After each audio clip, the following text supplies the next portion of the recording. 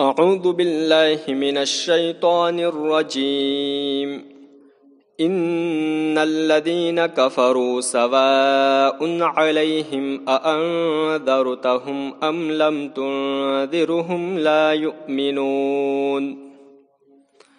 بے شک جو لوگ کفر پر بزد ہے ان کے حق میں آپ کا ڈرانا اور نہ ڈرانا برابر ہے، وہ ایمان نہیں لائیں گے۔ تشریح: حضرت عبداللہ بن عباس رضی اللہ تعالی عنہ سے اس کی تفسیر اثبتوا علی الکفر منقول ہے، اس لیے اس کا ترجمہ کفر پر بزد ہونے سے کیا گیا ہے، یعنی بہت سے کافروں کو ایمان کی توفیق ہوگی، لیکن ابو جہل اور ابو لہب اور اس طرح کے لوگ جو دیدہ و دانستہ حق کو قبول کرنے سے انکار کر رہے تھے اور سچائی کو جان لینے کے باوجود کفر پر بزد تھے، ان پر دعوت و تبلیغ کی کوئی کوشش کامیاب ثابت نہ ہوگی۔ یہ ڈرانا اور نہ ڈرانا ان کے حق میں برابر تھا، نہ کہ پیغمبر اسلام صلی اللہ علیہ وسلم کے حق میں، کہ آپ صلی اللہ علیہ وسلم کو تو بہرحال تبلیغ دین کا اجر حاصل ہوتا۔ معلوم ہوا کہ دعوت حق رد کر دی جائے تو یہ ان لوگوں کی محرومی ہے جو اس دعوت کو قبول نہ کرے، داعی بہرحال اجر و ثواب کا حقدار ہوگا۔ ختم اللہ علی قلوبہم وعلی سمعہم وعلی ابصارہم غشاوہ ولہم عذاب عظیم۔ اللہ تعالیٰ نے ان کے دلوں اور کانوں پر مہر لگا دی ہے اور ان کی آنکھوں پر پردہ ہے، نیز ان کے لیے بڑا عذاب ہے۔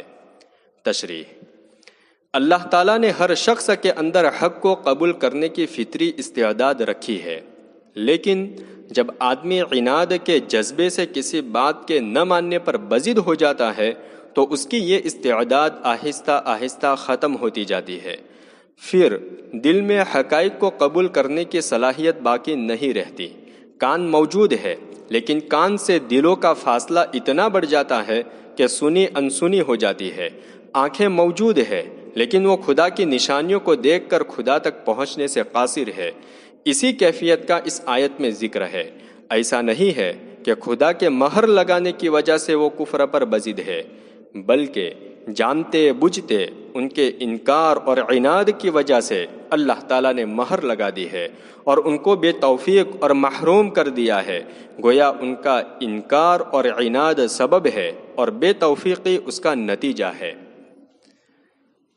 وَمِنَ النَّاسِ مَن يَقُولُ آمَنَّا بِاللَّهِ وَبِالْيَوْمِ الْآخِرِ وَمَا هُم بِمُؤْمِنِينَ يُخَادِعُونَ اللَّهَ وَالَّذِينَ آمَنُوا وَمَا يَخْدَعُونَ إِلَّا أَنفُسَهُمْ وَمَا يَشْعُرُونَ۔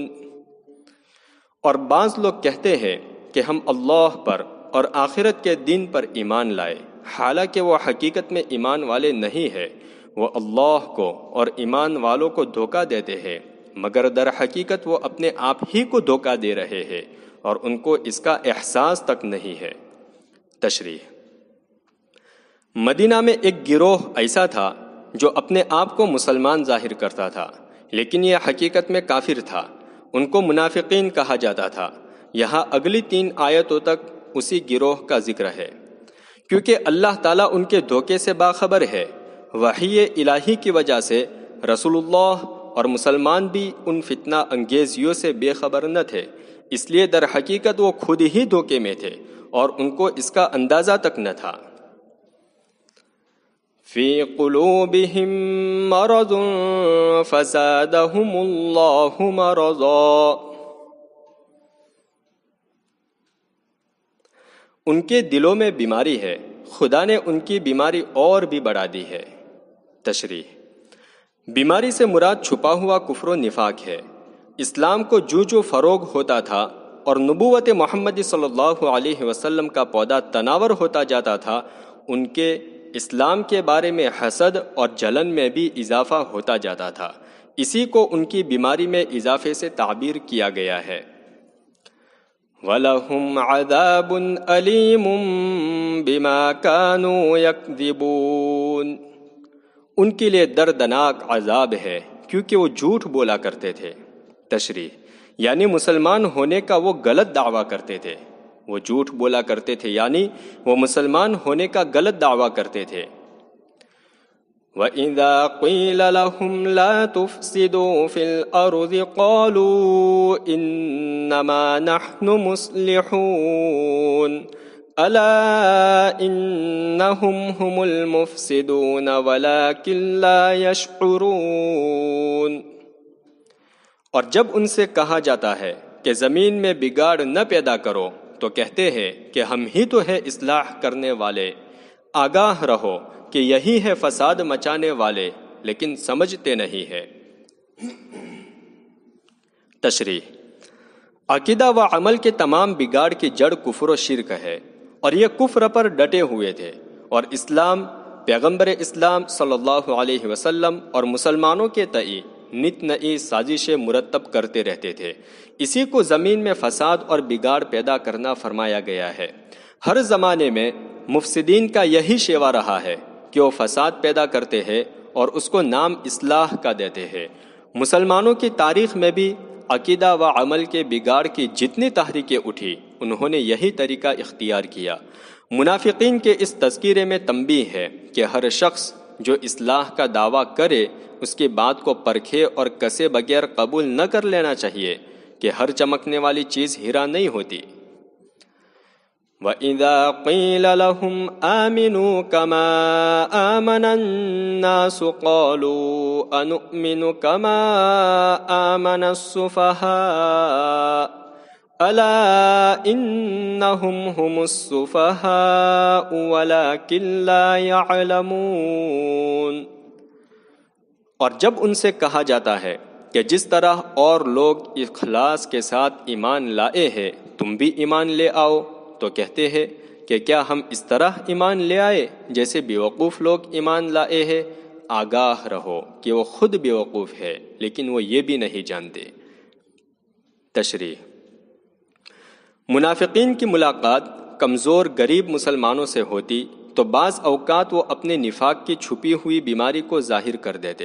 اس پر یہ مسلمان ان سے کہتے کہ وہ بھی اوروں کی طرح اخلاص اور دل و زبان کی رفاقت کے ساتھ ایمان لے آئے، تو یہ کہتے کہ ہم کیا بیوقوف ہیں کہ ان کی طرح مسلمان ہو جائے، حالانکہ یہ خود ان کی بیوقوفی تھی کہ ایمان سے محرومی سے بڑھ کر کیا خسران و نقصان ہو سکتا ہے۔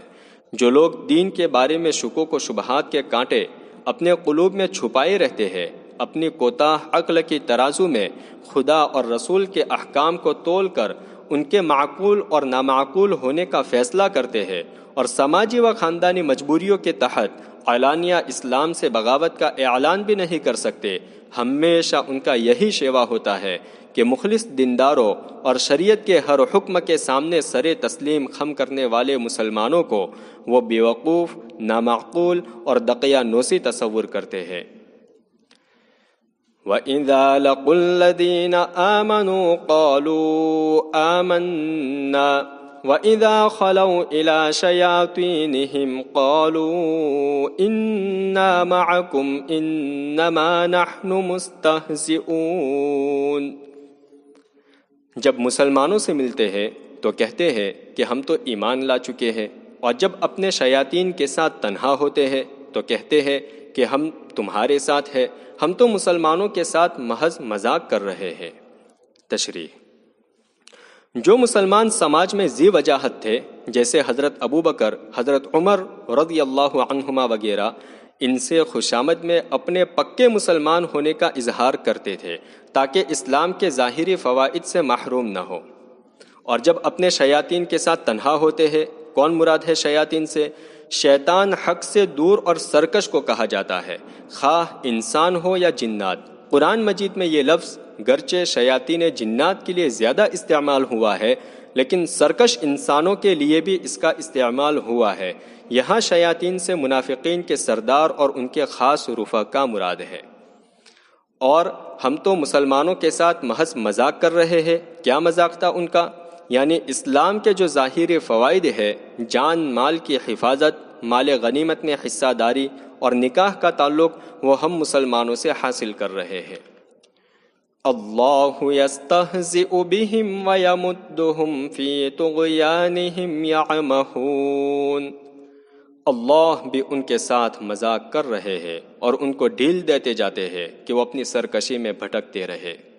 تشریح: مطلب یہ ہے کہ اللہ تعالیٰ ان کے اس منافقانہ عمل کی سزا ان کو دے رہے ہیں کہ ان کو ڈھیل دیتے جا رہے ہیں تاکہ وہ حق تک رسائی سے مسلسل محروم رہے اور سخت سزا کے حقدار ہو جائے۔ عربی زبان میں یہ محاورہ ہے کہ کسی چیز کے بدلے کو بھی اسی نام سے ذکر کیا جاتا ہے، جیسے خود قرآن مجید نے کہا جزاء سیئۃ سیئۃ مثلھا، کہ برائی کے بدلے اسی کے مثل برائی۔ درست ہے، ظاہر ہے کہ برائی کا بدلہ برائی نہیں، مگر تقابل کے طور پر اس کو بھی برائی سے تعبیر کیا گیا ہے۔ اسی طرح اللہ تعالیٰ کا فعل مذاق اڑانے کی سزا ہے، نہ کہ خود مذاق اڑانا، لیکن بطور محاورہ اس کو بھی استہزاء کے لفظ سے تعبیر فرمایا گیا ہے۔ صدق اللہ العظیم۔